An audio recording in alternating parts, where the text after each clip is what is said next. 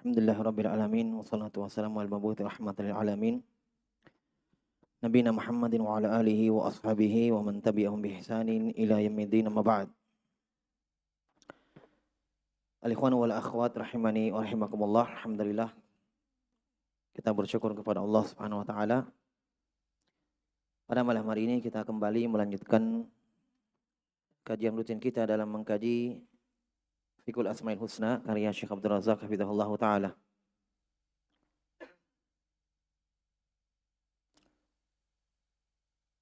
Baik, ini masih tersisa beberapa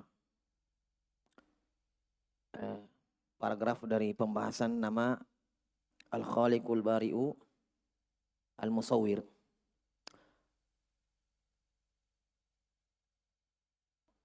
Kita langsung masuk saja di nama berikutnya, Al-Malik. Ini pembahasan yang terakhir tentang nama Allah Subhanahu wa taala Al-Bari dan Al-Khaliq. Apakah boleh bernama dengannya makhluk? Syekh jelaskan kesimpulannya bahwa Al-Khaliq, Al-Bari ketika bernama dengannya makhluk itu mutlak, itu tidak boleh.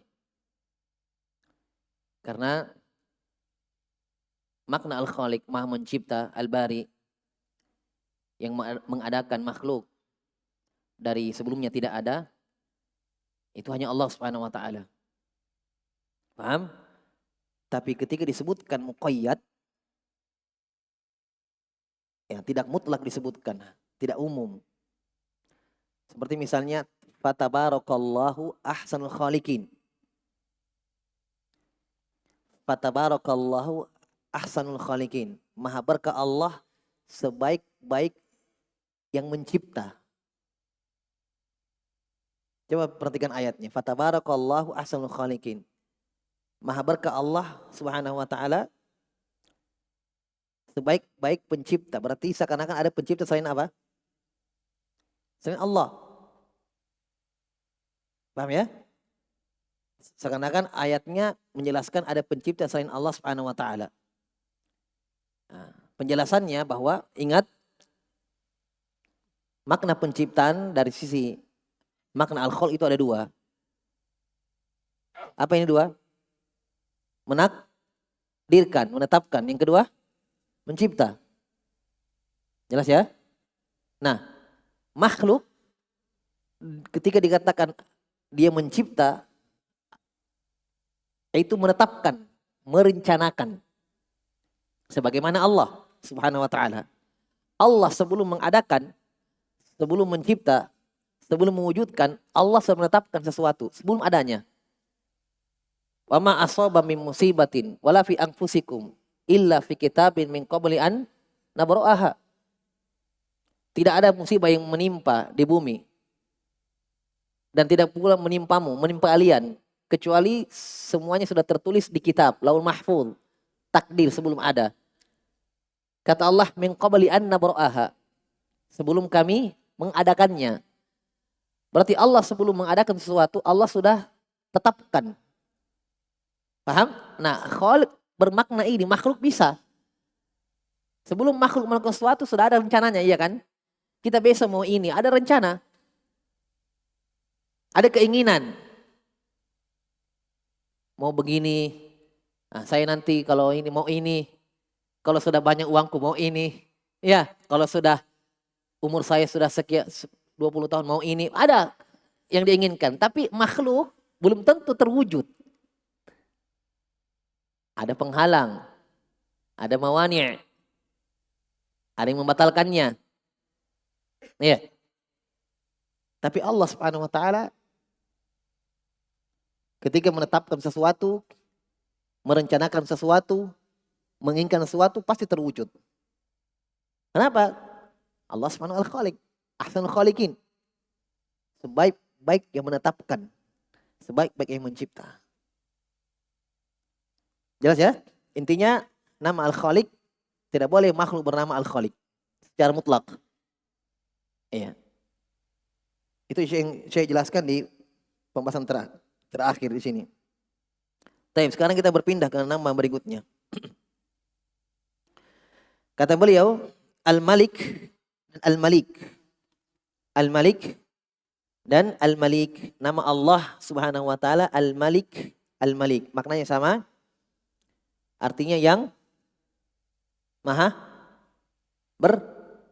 berkuasa. Ya. Nama Allah Al-Malik. Al-Malik artinya yang maha berkuasa. Berarti ada yang berkuasa dan ada yang dikuasai. Itulah kita. Mamluk. Allah Al-Malik. Al-Malik. Kita Al-Mamluk. Yang dikuasai. Paham? Yang diatur. Wa qad warada ismul Malik fil Quran.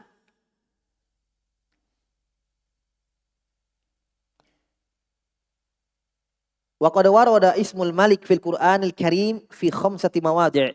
Minha qauluhu ta'ala huwallahu alladzi la ilaha illa huwal malikul quddus. Fata'ala Allahul malikul haq. Datang penyebutan nama Al-Malik yang maha berkuasa dalam Al-Quran pada 5 tempat. Syekh sebutkan cuma 2. Mewakili yang lain. Dalam surah Al-Hasyr 23 kata Allah, huwallahu alladzi la ilaha illa huwal malikul quddus. Dialah Allah yang tidak ada sembahan ilah yang berhak diibadahi kecuali Dia. Al-Malik, maha berkuasa. Al-Quddus, maha suci. Ini nama Allah Al-Malik. Allah sebutkan. Ayat kedua, fata'alallahul malikul haq. Maha tinggi Allah yang maha berkuasa lagi maha benar. Paham ya? Sudah. 3-nya Syekh nak sebutkan. 5 ayat. Penyebutan nama Al-Malik. Al-Malik pakai iya. Paham? Kata beliau, wa warada ismul Malik fi maudhi'in wahid. Adapun nama Allah Al-Malik, beda ya? Tadi Al-Malik, enggak ada ya-nya. Ini Al-Maliku, ada ya. Artinya sama, yang maha berkuasa. Nama Al-Malik datang dalam Al-Quran pada satu tempat. Satu tempat. Itu dalam surah Al-Qamar di akhirnya. Yang Syekhul Islam rahimahullah menutup kehidupannya dengan ayat ini. Jadi lagi mengaji di khotam yang ke-30 kalinya. Tidak sempat mengkhotamkan yang kali ke-30. Iya, jadi di penjara. Saudaranya bilang, kami di penjara bersama Syekhul Islam mengkhotamkan Al-Quran 30 kali. Ketika mau mengkhotamkan yang kali berikutnya, beliau tidak sampai mengkhatamkannya sampai surah Al-Qamar saja. Baca ayat yang paling terakhir dalam surah Al-Qamar. Innal muttaqina fi jannati wa nahar fi maq'adi sidqin 'inda malikim muqtadir. Keluar ruhnya. Meninggal rahimahullah. Apa arti ayat ini? Sungguh orang-orang yang bertakwa berada di dalam surga yang mengalir di bawahnya sungai-sungai. Fi jannatin, di dalam surga-surga, wa nahar, dan sungai-sungai. Fi maq'adi sidqin 'inda malikin, ini muqtadir, berada pada tempat kedudukan yang terpuji di sisi Allah Al-Malik, Al-Malik, Al-Muqtadir, yang maha mampu. Ya. Setelah itu beliau meninggal. Sini penyebutan Malik. Ya, ada ya-nya Malik. Baik. Ini nama Allah. Wa hadzanil ismani dallani ala anna Allah subhanahu dzul malik. Maka 2 nama ini menunjukkan bahwa Allah subhanahu wa ta'ala dzul malik, pemilik kekuasaan mutlak. Pemilik kekuasaan mutlak. Mungkin di dunia ada yang berkuasa. Ada raja, ada presiden, ada gubernur. Ya. Dari sisi dia berkuasa, punya kekuasaan, punya. Ya, tapi kekuasaan itu tidak mutlak. Ya, kekuasaan itu tidak mutlak. terbatas kekuasaannya, terbatas daerah kekuasaannya. Tidak semua juga orang yang bisa perintah. Ya, tidak semua juga orang yang bisa atur. Sangat kecil kekuasaan itu. Itu pun Allah yang memberikan kekuasaan kepadanya. Jelas ya? Adapun kekuasaannya Allah Subhanahu wa taala mutlak. Ya. Makhluk penuh dengan kekurangan. Jadi nama Al-Malik dengan Al-Malik menunjukkan sifat kekuasaan mutlak bagi Allah. Tidak ada yang bisa atur Allah. Nanti akan Syekh rinci pembahasan bagaimana rincian, bagaimana penjelasan kekuasaan Allah itu. Ini ya, masih awal-awal. Paham ya? Jadi nama Al-Malik dengan Al-Malik maknanya terkandung pada dua nama ini sifat kekuasaan bagi Allah. Kekuasaan yang sempurna. Kekuasaan yang sempurna. Al-Malikul li jami'il asya. Maknanya apa? Allah menguasai atau penguasa seluruh segala sesuatu. Al-mutasarrifu fiha. Yang mengatur. Antum punya uang. Jadi antum bisa tasarruf dengan uang itu kapanpun. Paham? Berarti antum berkuasa atas uang itu. Saya menjelaskan makna mutasarrif itu apa? Mutasarrif. Jadi antum mau belanjakan terserah, mau tahan uang itu terserah, mau kasihkan hadiah terserah, iya, mau robek juga terserah. Hah? Berarti antum mutasarrif di hadal mal. Itu makna mutasarrif. Mutasarrif itu ya, terserah dia mau apakan. Iya. Ya, kalau bahasa ringkasnya mungkin mengatur. Kita atur uang kita, harta kita sendiri. Mau sedekahkan, mau menahan, mau kasih hadiah, terserah. Nah, itu mutasarrif. Nah Allah subhanahu wa ta'ala mutasarrif. Alal khalqi ajma'in. Allah yang mutasarrif, yang mengatur sekehendaknya seluruh makhluk. Jelas ya? Tidak ada yang keluar dari kekuasaannya. Tidak ada yang keluar dari pengaturannya. Tidak ada yang keluar dari itu. Bila mumani'ah wala mudafa'ah. Allah mutasarrif, Allah mengatur tanpa ada yang bisa mumani'ah, menghalangi, dan mudafa'ah, menolak. Kalau Allah mau kesanakan, ya ke sana, tidak ada yang bisa menahan dirinya. Ya, ketika Allah ingin memberikan hidayah kepada si fulan, dapat hidayah. Walaupun seluruh makhluk, bahkan orang tuanya, teman-temannya, menghalangi itu. Tidak suka itu. Paham? Tidak ada yang bisa menolak itu. Kenapa? Allah Al-Malik. Ketika Allah membinasakan si fulan, menyesatkannya, tidak ada yang bisa menghalangi. Walaupun seluruh keluarganya, bahkan seluruh manusia bergabung untuk menolak itu. Kenapa? Allah Al-Malik. Allah penguasa. Mutasarrifu fiha. Yang berkuasa dan mengatur. Tanpa ada menghalangi dan melawan. Menolak. Wal mulk. Sifat ya, mulk. Kekuasaan itu yarji'u ila umurin salas. Kekuasaan kembali kepada 3 makna. Atau Al-Malik. Ya, nama Allah Al-Malik kembali kepada 3 makna. Jadi ini Al-Malik, nama ini bukan nama Allah Al-Malik. Al-Malik kembali kepada 3 makna. Pertama, thubutu sifatil mulk lah. Thubutu sifatil mulki lah allati hiya sifatul azimah min kamalil quwwah wal izzah. Nama Allah Al-Malik yang Maha berkuasa kembali kepada 3 makna inti. 3 makna pokok. Yang pertama kata Syekh Hafizahullah, terdapat di dalamnya penetapan sifat kekuasaan. Sifat berkuasanya Allah. Ini intinya ya. Yang merupakan itu sifat keagungan bagi Allah. Sudah? Paham ya? Kita yakini bahwa Allah berkuasa. Ini Masya Allah cabang-cabangnya ini pembahasan luar biasa nama ini. dapat musibah membawa seorang itu bersabar, takdir. Di sini pembahasannya. Ya Allah berkuasa. Intinya kalau bahasa kita mau dia apa? Iya kan? Ketika seorang tunduk dengan kekuasaan Allah Subhanahu wa taala, sudah. Apapun yang terjadi pada dirinya, musibah, malapetaka, atau segala hal yang tidak inginkan, Allah yang berkuasa. Makanya kalimat istirja kembali kepada makna ini. Inna lillahi. Apa makna lam dalam bahasa Arab huruf jer, santri? Makna lam. Huruf jer lam apa maknanya? Hah? Mati ku santri, jangan sembunyi. Yallah. Apa makna lam? Lam jer, apa maknanya? Saya tanya satu bait. Hah? Hah?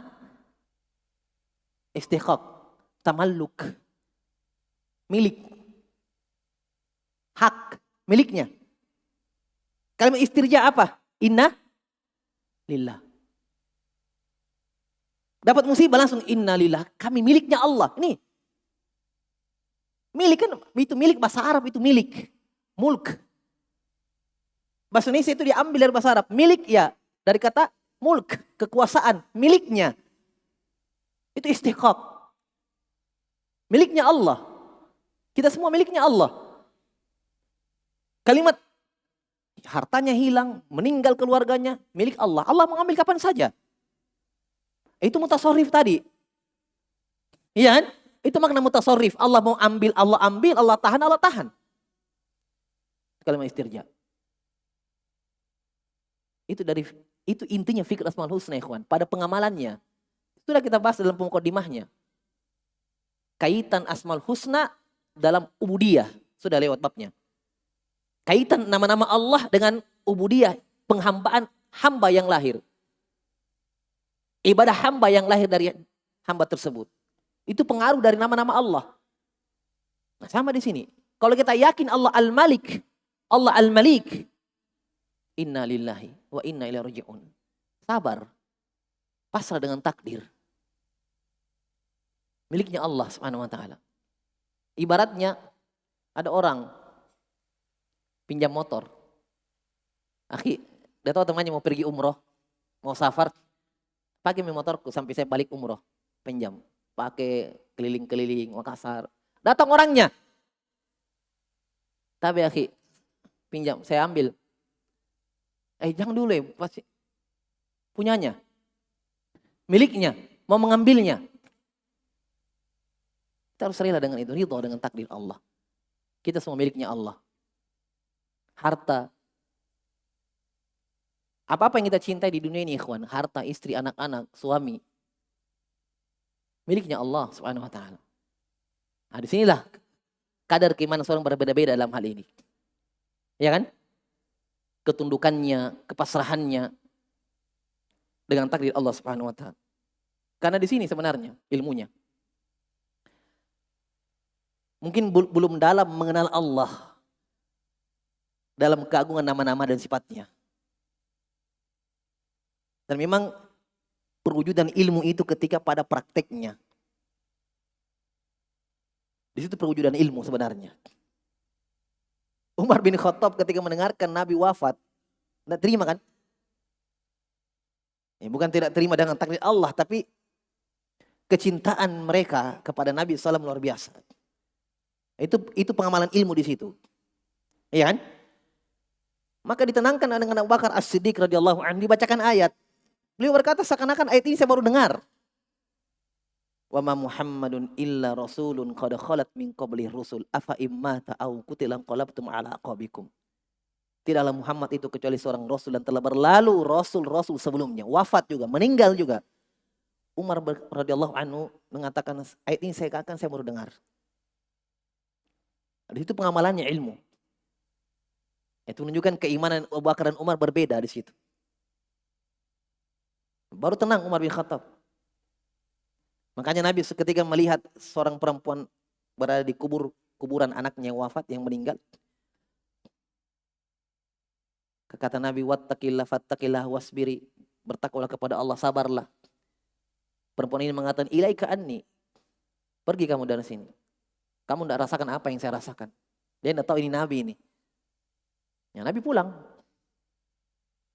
Ketika diingatkan itu yang kamu usir tadi itu Nabi SAW. Maka dia datang minta maaf ke rumah Nabi. Nabi ingatkan. Innamas sabru indas sodamatil ula. Kesabaran itu pada tabrakan hentakan yang pertama. Baik. Jadi ini dari fikih dari memahami nama-nama Allah Subhanahu wa taala. Nah, sekarang Syekh rinci, sebutkan rinciannya. Sifat al-mulk, sifat kekuasaan Allah Jalla wa ala. Dari apa?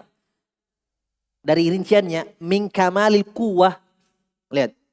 Dari kesempurnaan kekuatan, kesempurnaan izzah, keperkasaan dalam menundukkan. Paham ya? Tidak mungkin kita katakan Allah penguasa kalau dia tidak punya kekuatan. Iya kan? Ini kita sudah bahas dalam Qaulul Mutlaq sebelumnya. Min tariqatul luzum, metode lawazim, konsekuensi.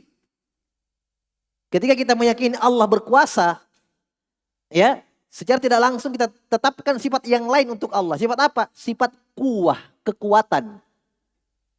Secara konsekuensi, belum melihat nama-nama Allah dalam Al-Quran, Al-Qawi, Dzul Quwwatil Matin, itu enggak, belum dilihat itu.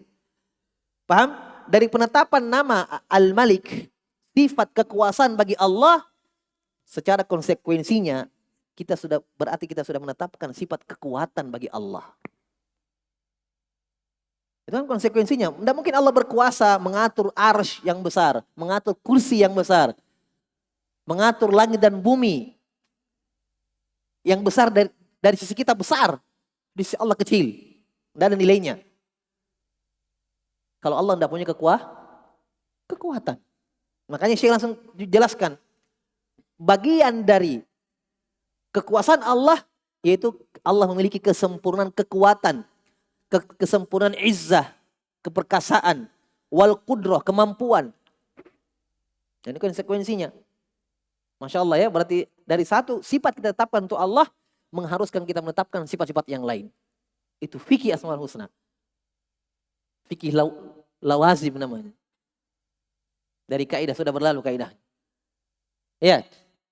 Apalagi? Nah, ilmu. Tidak mungkin berkuasa tanpa ilmu. Iya kan? Bagaimana caranya Allah menguasai makhluk yang luar biasa? Di sisi manusia besar sekali bumi ini. Langit. Di sisi Allah kecil. Tidak mungkin Allah kuasai tanpa ilmu. Makanya di antara ciri dan sifat yang harus dimiliki oleh penguasa makhluk ya, harus berilmu. Nabi meninggal, sepakat para sahabat yang paling berilmu adalah Abu Bakar As-Siddiq jadi khalifah. Abu Bakar meninggal radhiyallahu taala anhu, sepakat sahabat yang paling berilmu Umar jadi khalifah. Karena sifat penguasa yang mutlak harus dimiliki ilmu. Bagaimana cara mau mengatur rakyat, mau mengatur manusia tanpa ilmu? Walillahil mathalul a'la. Itu makhluk saja begitu. Paham ya? Maka Allah memiliki permisalan yang lebih tinggi. Ilmu ini harus dimiliki. Berarti kalau kita tetapkan Allah berkuasa, secara tidak langsung kita sudah tetapkan Allah berilmu, memiliki ilmu. Allah memiliki ilmu tentang arsy, ukurannya. Ya. Allah yang atur bagaimana yang paling baik bumi ini, makhluk bagaimana yang paling baiknya dengan ilmu Allah. Allah tahu sebelum terjadinya, Allah tahu bagaimana terjadinya. Yang tidak terjadi, yang Allah tahan terjadinya, Allah tahu. Kalau seandainya Allah biarkan terjadi, Allah tahu apa yang terjadi. Kenapa? Kesempurnaan ilmunya. Dan itu masuk di bawah kekuasaannya Allah. Paham ya? Taib. Apalagi al-muhit. Dari kesempurnaan kekuasaan Allah Subhanahu wa taala, bagiannya, rinciannya, kesempurnaan al-muhit. Cakupan, keluasan. Ya. Manusia tidak bisa. Dia berkuasa tidak melingkup semuanya. Ada batasnya, dia berkuasa sampai ini dari kekuasaannya, ini dari kekuasaannya, tidak bisa. Sebelahnya dan tidak bisa atur negara lain. Kecil itu kekuasaan makhluk. Ya, boleh mau sombong. Ya kan? Adapun Allah kekuasaannya melingkup seluruhnya. Alam atas, alam bawah. Paham? Ya. Wal hikmah. Nah, hikmahnya Allah. Ketika Allah menetapkan sesuatu, menakdirkan sesuatu, menentukan sesuatu, tidak ada yang salah. Itu baru penguasa. Manusia berkuasa, kedolimannya ada, kebodohannya ada. Makanya manusia kalau putuskan sesuatu, musyawarah dulu, kumpul, ya, supaya putuskan yang terbaik, musyawarah. Allah tidak butuh siapa. Kenapa? Kesempurnaan hikmah Allah. Nah, menetapkan sesuatu, indah hikmah Allah di sana. Baik hikmah Allah. Paham ya? Itu diantara kekuasaan Allah. Betul-betul penguasanya Allah ya. Indah sekali ini hidup ikhwan kalau kita kuasai itu Asmaul Husna. Iya kan? Kita hidup tidak lepas dari nilai-nilai Asmaul Husna. Itu mau kemana? Melangkahkan kaki kemana? Ke sana belajar. Kita berdagang, menjual. Dalam keluarga. Tidak lepas dari nilai Asmaul Husna. Ini satu nama ini, baru berapa nama kita lewati. Al-wasi'ah, wal hikmatul wasi'ah. Hikmah yang luas, hikmah yang dalam. Ya. Dan manusia subhanallah. Itulah. Iya, innahu kana zaluman jahula kata Allah. Manusia zalim dan jahil. Kadang mereka beriman, kadang mereka yakin, percaya. Nanti lihat hikmahnya. Padahal Allah kadang perlihatkan, kadang tidak. Iya kan? Kadang Allah perlihatkan hikmah itu, kadang tidak. Ada yang langsung diperlihatkan. Iya. Dia beli tiket pesawat, ketiduran, ketinggalan, pesawatnya terbang. Cuma dia yang tidak naik, ketinggalan. Datang di bandara sudah terbang pesawat. Setengah jam berikutnya, pengumuman pesawatnya jatuh, meninggal semuanya. Alhamdulillah. Sujud syukur dia. Ada hikmahnya. Iya, karena kamu lihat ada hikmahnya. Baru, ada hikmahnya. Ya karena kamu lihat. Terus nggak diperlihatkan. Nah, terjadi sesuatu yang buruk. Yang kita tidak inginkan. Kita ingin begini, ini yang terjadi. Kita ingin A, kita harapkan A yang terjadi, yang terjadi yang lain. Kita tidak harapkan itu. Coba, kamu yakin hikmahnya ada? Coba. Kamu tidak diperlihatkan betul. Tapi orang yang beriman dengan Asmaul Husna, memahami ilmu yang benar, Allah Subhanahu wa taala memiliki hikmah. Cepat atau lambat kita akan rasakan hikmah itu. Ya kan? Masa nanti diperlihatkan baru ada hikmahnya. Tapi kalau dia yakin pada kekuasaan Allah dan hikmah Allah, itu keadilan Allah Subhanahu wa taala. Nufudhu masyiatihi, nufudhul masyiah. Nah, ini dari kekuasaan Allah Subhanahu wa taala, berjalannya nufudz. Nah, ini tadi yang berbeda dengan makhluk di sini, nufudz. Nufudz itu ketika menentukan sesuatu, merencanakan sesuatu, menetapkan sesuatu, pasti berjalan. Paham? Itu nufudz. Nufudzul masyiah, berjalannya kehendaknya. Nah, itu dari kesempurnaan kekuasaannya Allah. Berarti kalau Allah berkuasa, kita harus meyakini ini bahwa pasti nufudzul masyiah, nufudzu masyiatihi, pasti berjalan kehendaknya. Tidak ada yang bisa menahan. Tidak ada yang bisa menolak kehendak Allah. Kenapa? Allah Al-Malik.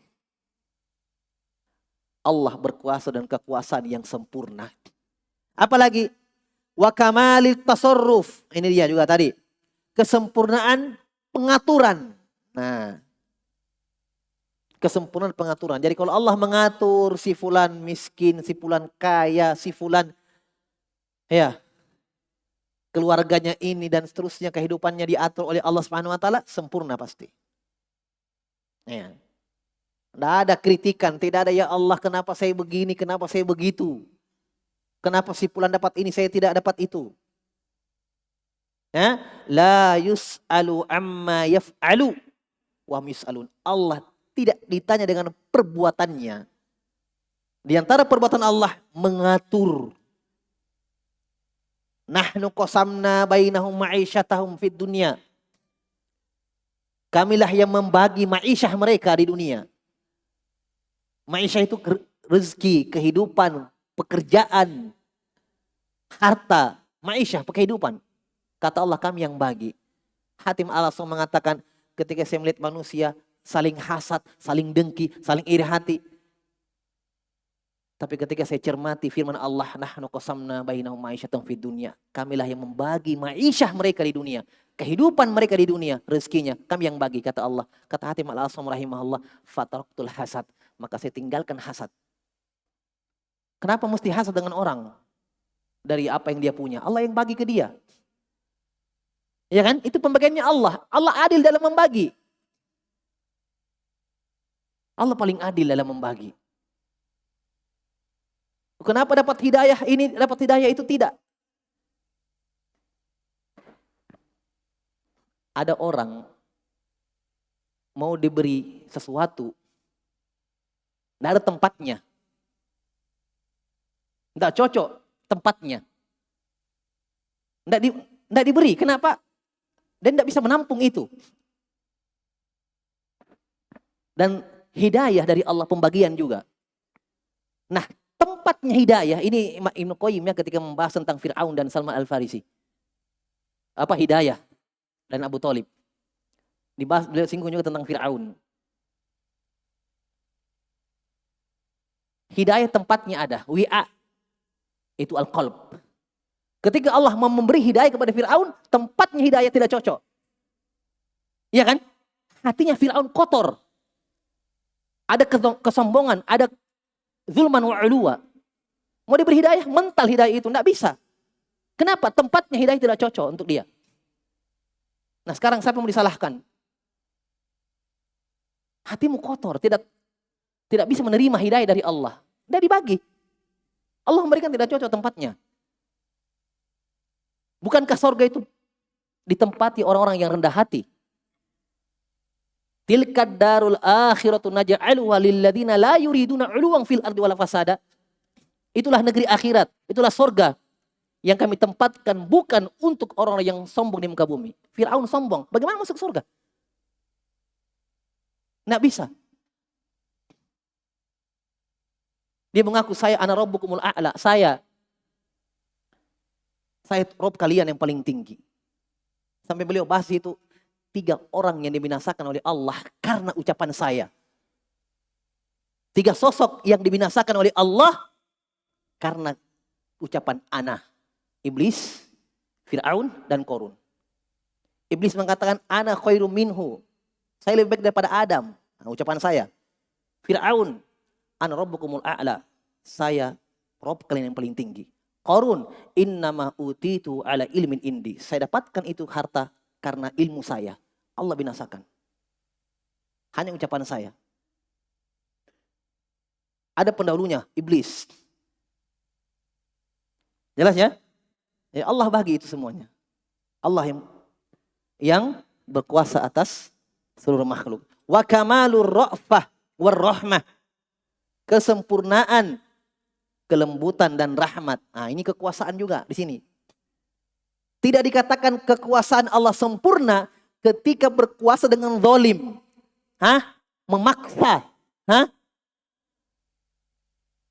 Sekarang saya tanya. Kita dipaksa untuk beriman? Dipaksa? Saya tanya dulu. Dipaksa tidak? Antum. Dipaksa? Pilihan di tangan kita. Hidup itu pilihan. Tidak ada yang diseret ke sana untuk sholat. Wa man syaa'a falyu'min wa man syaa'a falyakfur. Inna a'tadna lidzalimina naron. Siapa yang mau beriman silahkan, saya mau kafir silahkan. Tidak ada paksaan. Iya perintah ada, perintah wajib. Dan itu kita tahu, diperintahkan tinggalkan berdosa, melakukan dapat pahala. La ikraha fid din. Qad tabayyana rusyd minal ghayy. Ada ayatnya. La ikraha fid din. Tidak ada paksaan dalam agama. Kenapa? Karena sudah jelas petunjuk dan kegelapan kesesatan. Sudah jelas di depan kita. Tinggal kita memilih. Tidak ada paksaan kata Allah. La ikraha fid din. Paham? Jadi dari kesempurnaan kekuasaan Allah, Allah berkuasa dengan lembut dan kasih sayang.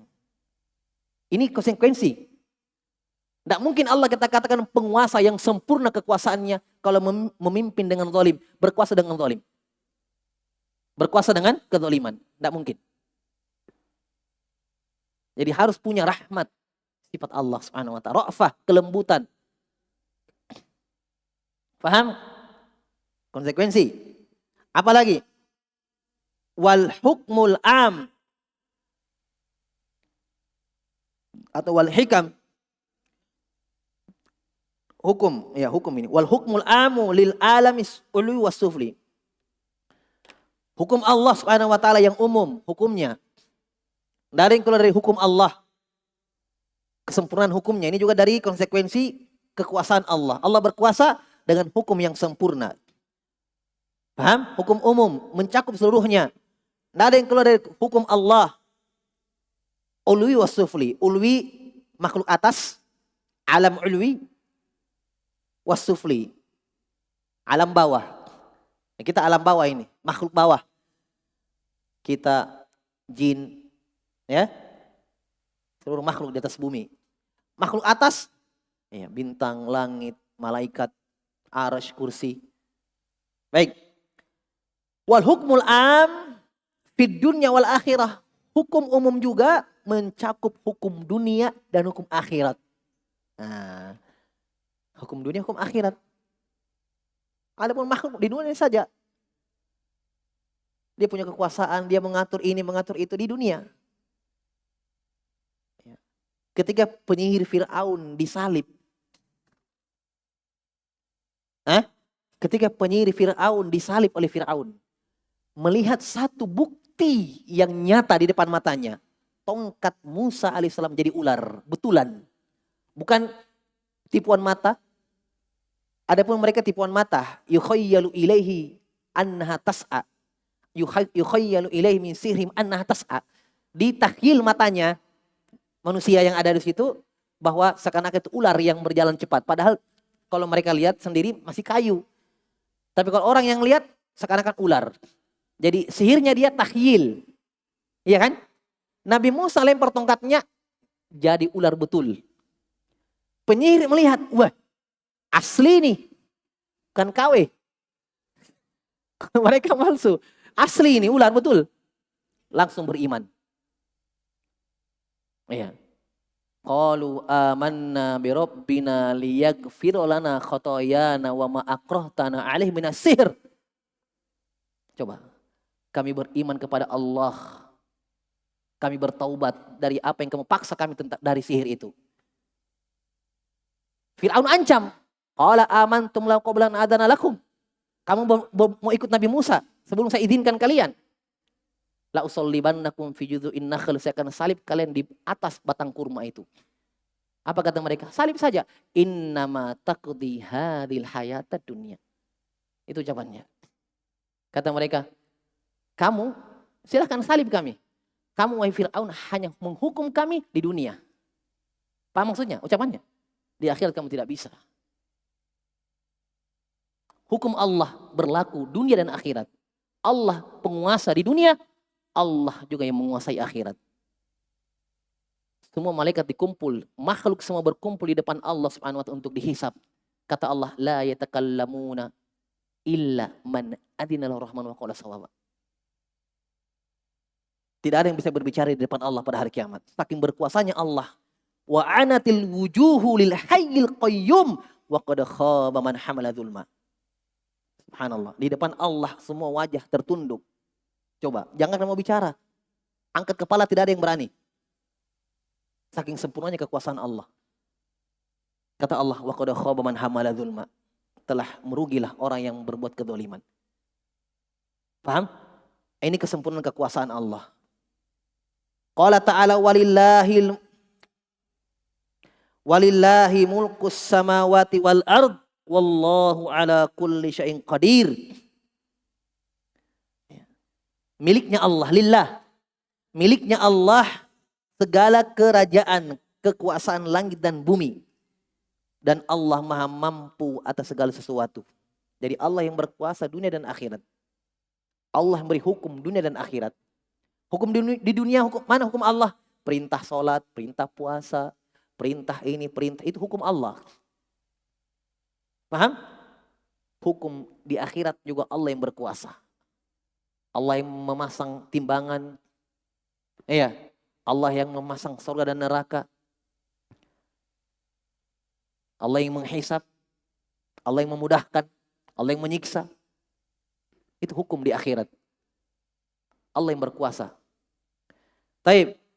Allah berfirman, al-mulku yawma idzinil haqqu lirrahman. Kata Allah, kerajaan hari ini pada hari itu adalah miliknya Allah yang maha benar, miliknya Ar-Rahman. Miliknya Allah yang maha merahmati. Wa qala ta'ala, limanil mulkul yawm. Miliknya siapa kekuasaan hari ini? Siapa penguasa di hari ini? Siapa pemilik kekuasaan hari ini? Allah jawab dirinya sendiri. Allah yang bertanya, Allah pula yang jawab. Lillahil wahidil qahar. Miliknya Allah yang maha satu. Lagi maha berkuasa. Ini masih banyak ikhwan ya. Syekh Abdul Razak cuma sebutkan beberapa saja. Dari konsekuensi sifat kekuasaan Allah. Masih banyak. Taib. Satu, dua. Yang kedua. Dari makna kekuasaan. Anna jami'al khalqi mamalikuhu wa abiduhu muftakiruna ilaihi muttarruna ilaihi fi jami'i syu'unihim laisa li ahadin khurujun an mulkihi. Di antara makna kekuasaan Allah adalah bahwa seluruh makhluk mamalikuh yang dikuasai oleh Allah, mamaliknya Allah. Budaknya yang diatur mamluk. Ya. Abidu hambanya yang ditundukkan, yang diatur. Itu hamba. Paham ya? Jadi kita hamba ya hamba, diatur, dikuasai. Itu diantara makna kekuasaan Allah, berarti seluruh apa yang Allah cipta dari makhluk adalah mamalik, diatur. Hamba Allah. Muftakiruna ilaihi, butuh kepada Allah. Muttarruna, sangat-sangat butuh.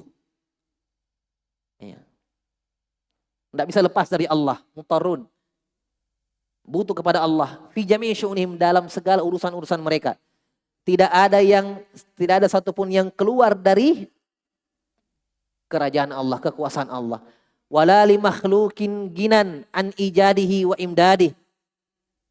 Ya, tidak ada makhluk yang merasa tidak butuh.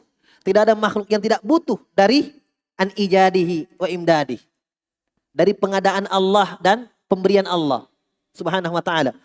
Wa naf'ihi wa daf'ih.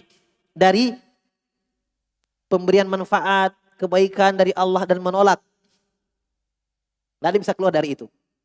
Pemberian dan menolak bahaya. Wa mannihi wa ata'ih. Anugerah dan pemberian. Tidak ada yang mengadakan dirinya sendiri. Ya. Makanya orang bekerja, orang berusaha dapat rezeki, sandarkan kepada Allah. Harus ada keyakinan dalam hati bahwa Allah yang berikan. Makanya korun ditenggelamkan oleh Allah. Kenapa? Tidak ada i'tirafnya dalam hati. Tidak ada keyakinan dalam hati bahwa Allah yang berikan. Tidak ada. Dalam hatinya mengatakan, dia yakini bahwa itu saya dapatkan dengan ilmu saya. Dia ucapkan. Paham? Kufur nikmat namanya. Taib. Qala ta'ala wa tabarakalladzi lahu mulkus samawati wal ard wa ma bainahuma wa indahu ilmus saati wa ilaihi turja'un. Maha berkah Allah yang miliknya lah segala kekuasaan langit dan bumi dan apa di antara keduanya. Dan di sisi Allah ilmu tentang hari kiamat, dan kepadanya lah dikembalikan segala sesuatu. Ini makna al-mulk. Ya ayyuhan nasu antumul fuqara'u ila Allah wallahu wal ghaniyyul hamid. Wahai sekalian manusia, kalian itu butuh kepada Allah Jalla wa ala. Allah Maha Kaya lagi Maha Terpuji. Iya yudhibukum wa ya'ti bi khalqin jadid. Kalau Allah menginginkan, Allah menghendaki, kalian dihilangkan, dimusnahkan, dan Allah ganti dengan makhluk yang lain. Kalau Allah mau. Allah tidak butuh kalian. Ya, Allah tidak butuh dengan makhluk. Wa ma dzalika 'ala Allah bi aziz, dan itu tidak berat bagi Allah Jalla wa ala. Wa qala ta'ala wa ka'ayyin min dabbatin la tahmilu rizqaha Allahu yarzuquha wa iyyakum wa huwas samiul alim.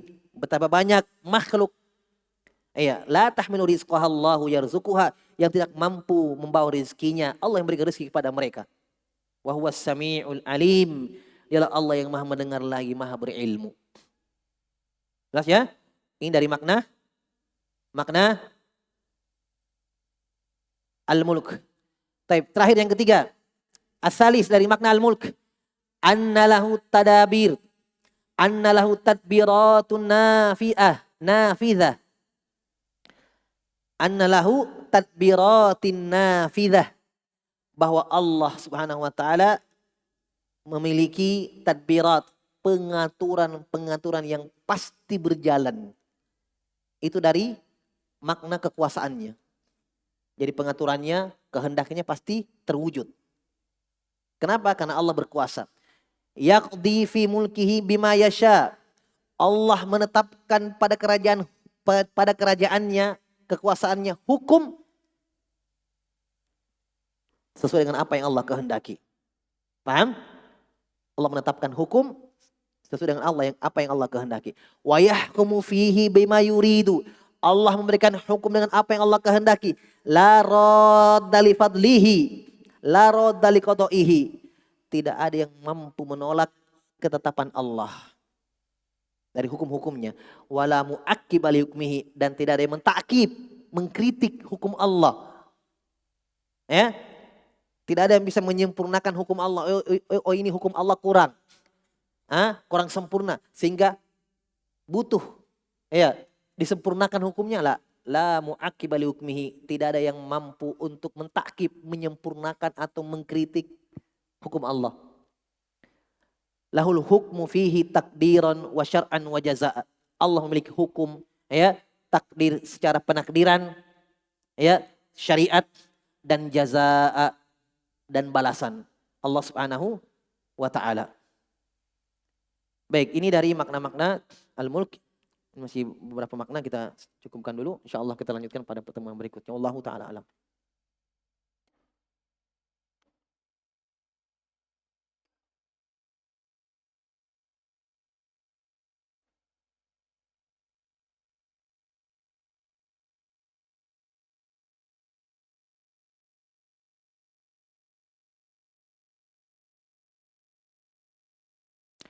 Apa bantahan orang yang mengatakan nasikh wal mansukh dalam Al-Quran Allah baru tahu perkara tersebut dan setelah itu Allah ganti dengan lebih baik. Menyimpulkan Allah mengganti firman-Nya dengan firman sebelumnya karena baru mengetahui. Allah Subhanahu wa taala sudah menetapkan itu 50.000 tahun sebelumnya. Sebelum Al-Quran Allah sudah tahu nanti ini akan diganti.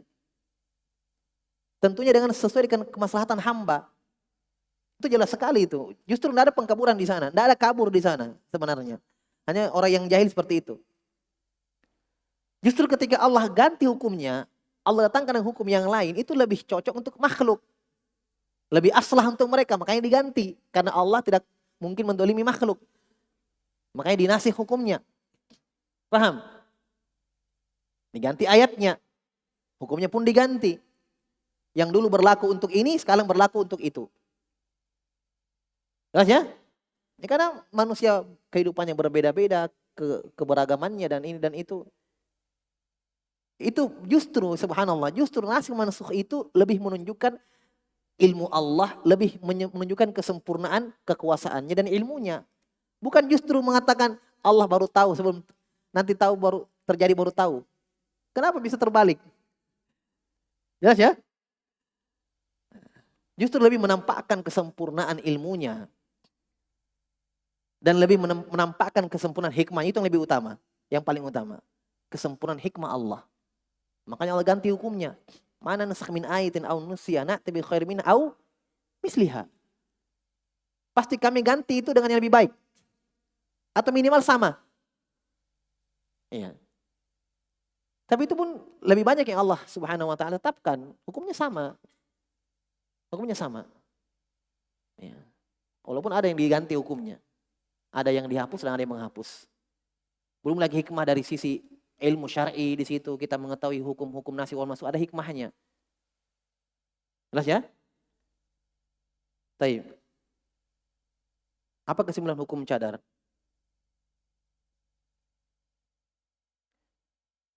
Pertama, perlu diketahui bahwa ulama, ya, kita sebut saja mungkin ya Syekh Albani rahimahullah dalam kitabnya Hijab Al-Mar'atul Muslimah, ya, punya buku beliau rahimahullah dengan judul Hijab Perempuan Muslimah. Di situ beliau kumpulkan dalil-dalil, ya. Beliau putuskan bahwa tidak wajib, sunnah yang ditekankan. Tapi subhanallah bersama dengan itu keluarga-keluarga beliau pakai cadar. Beliau hanya menetapkan dari sisi hukum saja. Bukan untuk ditinggalkan, untuk dilakukan. Itu pun dalil beliau dibantah oleh para ulama dari sisi ilmiah ya. Ya. Dalil yang beliau sebutkan tidak kuat. Ya. Jadi kebanyakan para ulama salaf wal khalaf itu menganggap itu wajib. Ya, apalagi ulama belakangan. Ya, semua memfatwakan itu akan wajibnya. Ya. Dalil-dalilnya jelas dalam Al-Qur'an dan hadis. Udah so jauh-jauh, sahabat Ansor mau menikah dengan wanita Ansor. Kata Nabi, kamu sudah lihat dia? Kalau udah pakai cadar perempuan, itu apa disuruh nador lagi? Coba pakai ini. Kata Nabi, kamu sudah nador perempuan itu? Kata sahabat, belum ya Rasulullah. Undur ilaiha, nador dulu.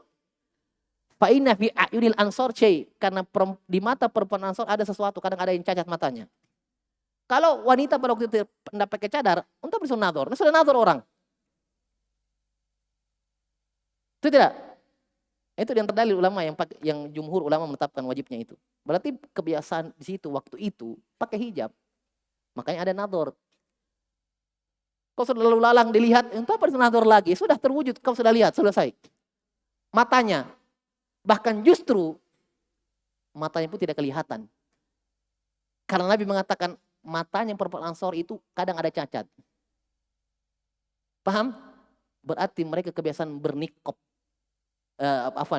Bukan nikop. Khimar. Yang kita pasangan dengan sekarang purdah. Kalau nikop mata masih kelihatan. Dengan dalil Aisyah. Kata Aisyah radhiyallahu anha ketika kami tawaf bersama Nabi, ya, ingat kalau muhrimah perempuan yang ihram haji atau umrah diharamkan memakai niqab. Nahan Nabi sallallahu alaihi wasallam an takibal mar'ah. Nabi melarang wanita muhrim itu berniqab. Niqab itu cadar yang diikat yang terpisah dengan jilbab. Paham, yang diikat belakang. Terus apa yang Aisyah pakai? Kata Aisyah ketika kami tawaf bersama Nabi, ketika para laki-laki itu sejajar dengan kami ketika tawaf, suddilat ikhdana khimarona. Lihat, kami pun menurunkan khimar kami. Khimar itu kain yang bersatu dengan jilbab dari atas ke bawah. Apalagi jelas sekali itu. Mau kemanakan itu? Itu berjalan di tengah para sahabiyat. Ada khimar ini nih. Nah, ini boleh wanita ihram. Di dalam tidak pakai, tapi ada kain yang menutup dari atas. Itu yang mereka pakai ketika ihram. Itu boleh karena menyatu dengan jilbabnya.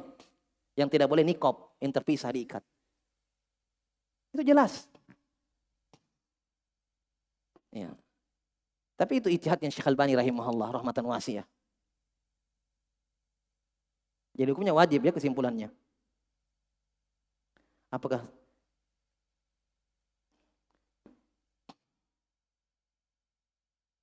Masa kaki dari perselisihan akan dia aurat.